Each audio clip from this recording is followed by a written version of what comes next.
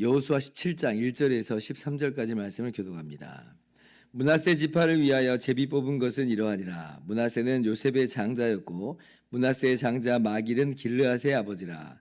그는 용사였기 때문에 길르앗과 바산을 받았으므로 므낫세의 남은 자손을 위하여 그들의 가족대로 제비를 뽑았는데 그들은 곧 아비에셀의 자손과 헬렉의 자손과 아스리엘의 자손과 세겜의 자손과 헤벨의 자손과 스미다의 자손이니 그들의 가족대로 요셉의 아들 므낫세의 남자 자손들이며 헤벨의 아들 길르앗의 손자 마길의 증손 므낫세의 현손 슬로브앗은 아들이 없고 딸뿐이요 그 딸들의 이름은 말라와 노아와 호글라와 밀가와 디르사라.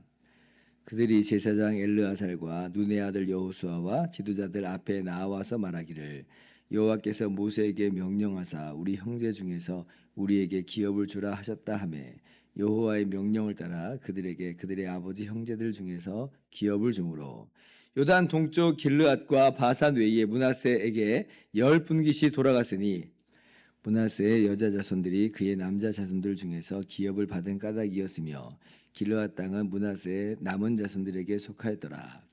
므낫세의 경계는 아셀에서부터 세겜 앞 믹무닷까지이며 그 오른쪽으로 가서 엔다부아 주민의 경계에 이르나니 다부아 땅은 므낫세에게 속하였으되 므낫세 경계에 있는 다부아는 에브라임 자손에게 속하였으며 또 그 경계가 가사 시내로 내려가서 그 시내 남쪽에 이르나니 므낫세의 성읍 중에 이 성읍들은 에브라임에게 속하였으며 므낫세의 경계는 그 시내 북쪽이며 그 끝은 바다이며 남쪽으로는 에브라임에 속하였고 북쪽으로는 므낫세에 속하였고 바다가 그 경계가 되었으며 그들의 땅의 북쪽은 아셀에 이르고 동쪽은 길르앗에 이르렀으며 길르앗과 아셀에도 므낫세의 소유가 있으니 곧 베스안과 그 마을들과 이블루암과 그 마을들과 돌의 주민과 그 마을들이요 또 엔돌 주민과 그 마을들과 다아낙 주민과 그 마을들과 무기또 주민과 그 마을들 새 언덕 지역이라. 그러나 므낫세의 자손이 그 성읍들의 주민을 쫓아내지 못하매 가나안 족속이 결심하고 그 땅에 거주하였더니 같이요 이스라엘 자손이 강성한 후에야 가나안 족속에게 노역을 시켰고 다 쫓아내지 아니하였더라. 아멘. 할렐루야. 하나님의 크신 은혜와 평강이 오늘도 변함없이 여러분 가운데 가득 넘치기를 주님의 이름으로 축원합니다.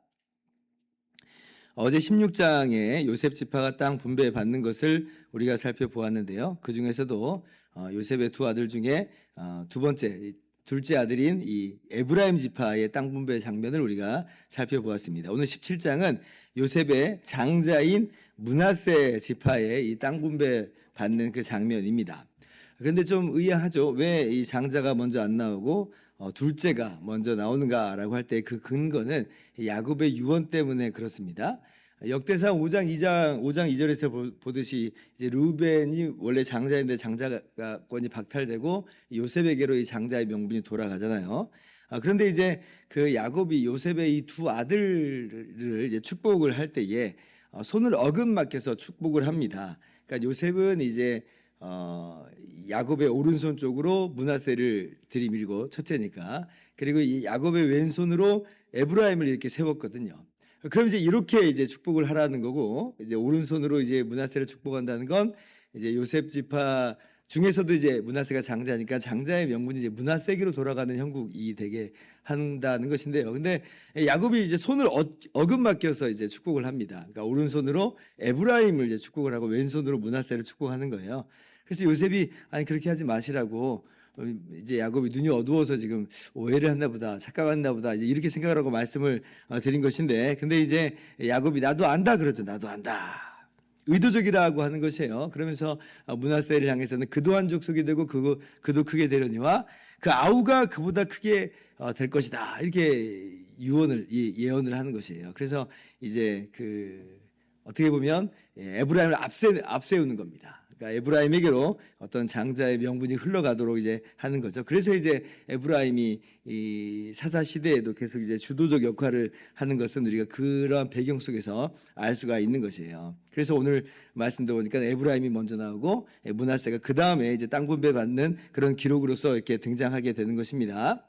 자, 그런데 이제 므낫세 지파에서는 우리가 이제 땅 분배를 받을 때 기억하고 있는 내용이 하나 있죠. 뭐냐면 므낫세 지파의 절반은 이미 요단 동쪽에서 기업을 얻은 적이 있다는 것입니다. 오늘 말씀 1절 말씀이 그걸 이야기하고 있어요. 므낫세 지파를 위하여 제비 뽑은 것은 이러하니라. 므낫세는 요셉의 장자였고 므낫세의 장자 마길은 길르앗의 아버지라. 그는 용사였기 때문에 길르앗과 바산을 얻었으므로 그러죠. 요단 동쪽에 있는 그 땅을 말하고 있습니다. 바산왕 옥을 그렇게 이제 멸하고 그 땅을 취한 것인데 그 땅을 바로 이제 므낫세 지파의 절반에게 그렇게 기업으로 주게 된 것이에요. 그래서 요단 서쪽에서는 요단강을 건넌 이 서쪽에서는 므낫세에게 남은 자손만 이제 제비 뽑아서 기업을 얻게 되는 것입니다. 그래서 2절에 므낫세의 남은 자손을 위하여 그 가족대로 제비를 뽑았다라고 할 때 이 남은 가족은 이제 요단 동쪽에서 기업을 받은 사람들 말고 그 남은 자손을 그렇게 말하고 있는 것입니다. 그런데 이제 또 여기서 보니까 또 우리가 민수기에서 살펴본 내용이 또 하나가 나와요. 이제 뭐가 있냐면 므낫세 지파 중에서는 아들만 있고 아들이 없고 딸만 있는 집안이 있었죠. 3절 보니까 이 슬로브앗이라고 하는 그 사람인데 아들이 없고 딸만 있고 이제 그렇게 광야에서 죽게 된 것이에요. 그러니까 이제 그것 때문에 이 슬로브앗의 딸들이 이제 의의를 제기하고 나왔잖아요. 그럼 우리는 어떻게 하느냐? 라고 하는 그런 것 때문에 결국 어떻게 정리가 되냐면 아들이 없고 딸만 있는 집에게는 이 딸에게 나눠줘라 이제 그렇게 정리가 됐고요. 그리고 또 이제 거기에 대해서도 여러 가지 문제점이 나올 수 있으니까 그 딸들은 대신 그 지파 그 족속에게로 족속 안에서만 결혼을 해라. 그래서 이 지파 간에 이제 정해진 이 땅이 함부로 이동되지 않도록 다른 지파로 결혼을 해버리면 땅이 이동을 하는 형국이 되니까 그렇지 않도록 그 지파 안에서만 결혼하도록 그렇게 결정을 했죠. 오늘 그 말씀이 오늘 그대로 이제 실현되고 있는 것을 보는 것이에요. 4절. 그래서 이 슬로브앗의 딸들이 제사장 엘르아살과 눈의 아들 여호수아와 지도자들 앞에 나와서 말하기를 여호와께서 모세에게 명령하사 우리 형제 중에서 우리에게 기업을 주라 하셨다 하매 여호와의 명령을 따라 그들에게 그들의 아버지의 형제들 중에서 기업을 주므로 그러죠. 이제 모세를 통해서 하나님께서 말씀하신 그대로 오늘 이제 약속된 대로 요구를 한 것이고 그리고 이 여호수아와 또 엘르아살은 땅을 분배할 때에 그 약속대로 그대로 이제 실천을 하게 되는 것입니다. 그래서 이렇게 약속대로 약속이 있는 게 정말 너무나 중요하구나 다시 한번 깨닫게 돼요. 약속대로 청구하니까 그대로 이루어지잖아요. 마찬가지로 우리가 하나님께로부터 약속을 받았다라고 하는 건 이거 어마어마한 이야기입니다. 모세가 약속한 것도 그대로 이루어지는 판에 하나님께서 우리 가운데 약속하신 것이 반드시 이루어지지 않겠습니까? 반드시 이루어지는 것이에요. 하나님의 약속은 오직 정말 그리스도 예수 안에서 얼마든지 이해가 되니 그러므로 우리가 아멘하여 그에게 영광을 돌리느니라 그래요. 그래서 우리의 공로를 얻어낸다라고 하는 것은 아니고요. 오직 예수님의 그 십자가 공로로 말미암아 하나님께서 우리 가운데 약속하셨고 그 모든 약속은 우리에게 그대로 다 성취가 되는 것입니다. 우리가 구원받는 것이 분명한 것이고 우리가 하나님 나라를 기업으로 얻게 되는 것이 분명한 것이에요. 하나님께서는 약속하신 대로 예수 그리스도 안에서 우리 가운데 분명히 그 일을 이루시고야 말 것입니다. 믿으시기 바랍니다. 이것이 우리의 소망이고 우리의 비전이죠. 자, 그런데 이제 이렇게만 이제 마무리가 되면 얼마나 좋겠어요. 그런데 이제 안타깝게도 므낫세 지파도 실패의 장면이 이제 나오게 됩니다. 탈이 나는 것이에요. 12절 말씀 이하로 교독합니다. 그러나 므낫세 자손이 그 성읍들의 주민을 쫓아내지 못하며 가나안 족속이 결심하고 그 땅에 거주하였더니 13절 같이요. 이스라엘 자손이 강성한 후에야 가나안 족속에게 노역을 시켰고 다 쫓아내지 아니하였더라. 므낫세도 실패합니다. 유다 지파도 실패했죠. 에브라임도 실패했습니다. 므낫세 지파도 실패했다라고 하는 내용이 연이어서 나오고 있는 거예요. 그리고 이러한 므낫세 실패를 보면 앞선 유다 지파와 에브라임 지파를 합쳐놓는 것 같아요. 자, 12절 먼저 보면 자, 므낫세 자손이 그 성읍들의 주민을 쫓아내지 못했다 그러죠. 그 이유는 이 가나안 족속이 결심했다 그래요. 완고하게 저항을 했다라고는 이야기입니다. 이것은 유다의 실패와 아주 유사하죠. 유다의 실패는 15장 63절 보면 유다 자손이 여부스 족속을 쫓아내지 못했잖아요. 쫓아내지 못했다. 므낫세도 쫓아내지 못했다입니다. 아마 동일한 이유일 것이에요. 하나님과 하는 것이면 모든 것을 다 감당할 수가 있는 것인데, 그런데 아마도 그 안에 의심이 있고 또 불안이 있고 두려움이 있고, 그러니까 우리는 할 수 없어 라고 하는 그러한 태도 속에서 가나안 족속들을 쫓아내지 못한 것이 아니겠는가. 자, 그런데 이제 더 심각한 문제가 또 연이어서 나오죠.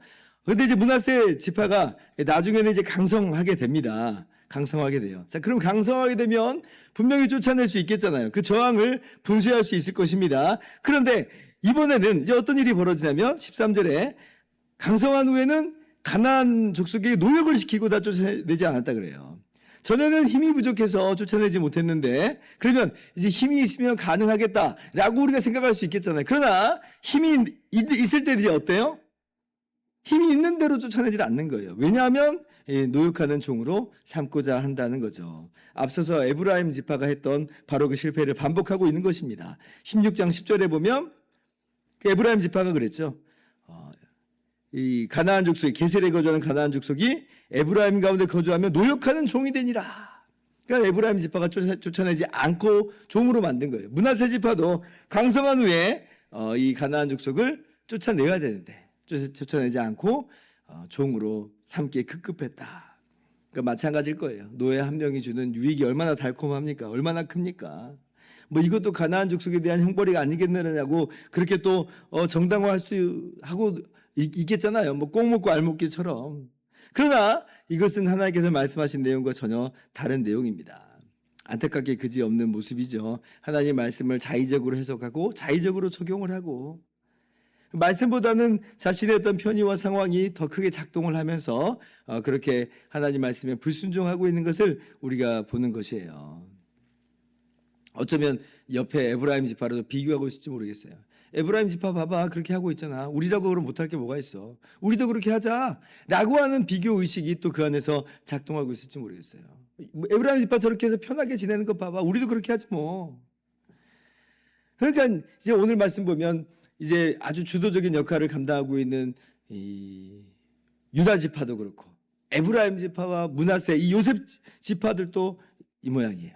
그럼 이제 나머지 지파들의 상황은 뭐 어떻게 되었을지 두말할 것 없이 우리가 좀 아주 그냥 분명하게 예상을 할 수가 있는 것이죠. 지금은 이게 아마 작은 것처럼 보일지 모르겠어요. 뭐 이 정도 갖고 왜 그래? 이거는 뭐 그냥 별로 아니잖아. 그냥 감당할 수 있어. 이 정도는 우리가 충분히 감당할 수 있어. 아마 이 정도쯤이야라고 하는 그런 안일한 마음이 있었을지도 모르겠어요. 그러나 그렇지 않죠. 그 남겨둔 가나안 족속이 결국 이스라엘 백성들을 우상 숭배로 몰아넣고, 그렇게 해서 이스라엘 족속이 우상 숭배에 물들어서 하나님의 진노 아래 이제 있게 되는 것을 우리가 보게 되는 것이잖아요. 그래서 이 사소한 것들도 사실은 전혀 사소하지 않고 이것이 우리를 멸망길로 가게 한다는 것인 줄을 알고, 우리가 하나님 말씀에 순종하면서 나가는 것이 얼마나 중요한 것인지를 다시 한번 깨달을 수 있기를 바랍니다. 우리가 정말 정신 차려야 된다는 거죠. 전에는 힘이 없다라고 하는 것을 변명 삼을 수 있었지만, 그러나 정말 그런가라고 할 때 힘이 있을 때도 마찬가지로 우리는 불순종하는 사람들이다. 우리가 그렇게 아주 경건하고 우리가 대단한 사람들이 아니라고 하는 것이에요. 그래서 우리가 정말 가다듬어야 될 건 뭐냐면 힘이 있느냐 없느냐가 아니라 우리의 중심입니다. 우리의 자세인 거죠. 오직 하나님만을 경외하고 하나님을 사랑하고 그렇게 하나님 말씀에 순종하면서 나가는 우리 모두가 될 수 있기를 주님의 이름으로 축원합니다. 기도하겠습니다.